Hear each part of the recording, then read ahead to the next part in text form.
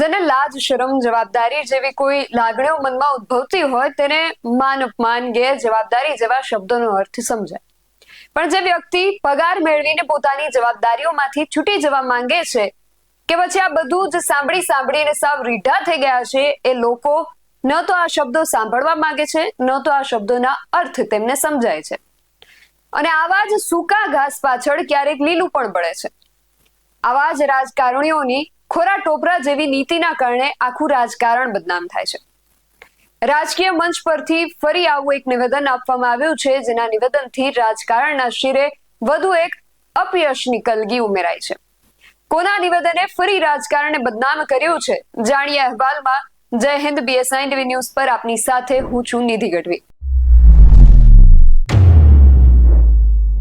જનપ્રતિનિધિ એટલે શું? આપણે એમને શા માટે ચૂંટીએ છીએ? કારણ કે આપણા પ્રશ્નોનો નિકાલ કરે, આપણી સમસ્યાઓનું સમાધાન કરે, આપણા વિસ્તારનો ભૌતિક કે સામાજિક વિકાસ કરે, આવી જ તો કંઈક અપેક્ષા હોય છે। જ્યારે આપણે કોઈ સમસ્યાથી પીડાતા હોઈએ, કોઈ પ્રશ્ન આપણને આપણી આસપાસના લોકોને ચિંતામાં મૂકે છે, ત્યારે તેનો કોઈને કોઈ રસ્તો શોધી કાઢશે એવી અપેક્ષા કોઈ પણ ચૂંટાયેલા પ્રતિનિધિ પાસેથી એક સામાન્ય નાગરિક રાખતો હોય છે। આ ચૂંટાયેલા પ્રતિનિધિ જ્યારે કોઈ સારું કામ કરે છે તો તેમને બિરદાવવામાં પણ આવે છે, જેથી તેમનું કામ કરવાનો જે જુસ્સો હોય છે એ પણ વધી જાય છે। પરંતુ આ વસ્તુ ફરજિયાત નથી। જ્યારે લોકોની સમસ્યાનું સમાધાન ન થતું હોય ત્યારે પોતાની માંગણીઓ તેમની સામે રાખવી ફરજિયાત છે, અને રાખવી જ પડે। માંગ્યા વગર તો માં પણ ન પીરસે, તો તમને કઈ રીતે ખબર પડશે કે ક્યાં શું સમસ્યા છે?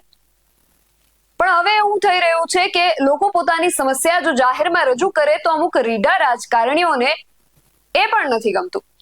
વાત છે છોટા ઉદેપુરની, જેના ધારાસભ્ય રાજેન્દ્ર રાઠવાનું કહેવું છે કે જોડીઓને હોળ જામી છે। ધારાસભ્યશ્રીના આ નિવેદનને વધુ સરળતાથી સમજાવું। હાલ છોટા ઉદેપુર સહિતના અમુક જિલ્લાઓ છે જ્યાંથી કેટલાય દિવસોથી અને આમ તો કેટલાય વર્ષોથી એવા કિસ્સાઓ સામે આવતા હોય છે જેમાં સગર્ભા મહિલાઓ કે કોઈ પણ દર્દીઓ ત્યાં સુધી એમ્બ્યુલન્સ નથી પહોંચી શકતી। ગ્રામજનો સગર્ભાઓને કે દર્દીઓને જોડીમાં ઉઠાવીને એમ્બ્યુલન્સ સુધી પહોંચાડે છે, અને હાલ એવું થઈ રહ્યું છે કે ત્યાંના સ્થાનિકો આ કહેવાતા વિકાસની વરવી વાસ્તવિકતાને સામે લાવી રહ્યા છે। લોકો પોતે આનો વિડીયો બનાવીને મીડિયા સુધી પહોંચાડતા હોય છે અને સોશિયલ મીડિયામાં પણ જાહેર કરતા હોય છે, જેથી આ કહેવાતા વિકાસની ખરી હકીકત છળે ચોકે આવીને પોતાની પરિસ્થિતિ દુનિયાને દેખાડે છે। અને આ વાત છોટાઉદેપુરના ધારાસભ્ય શ્રી રાજેન્દ્ર રાઠવા સાહેબને ખૂબ ખૂંચી રહી છે, એટલા માટે તેમણે આ બાબતને વિડીયો બનાવવાની હોડ કહી દીધી છે।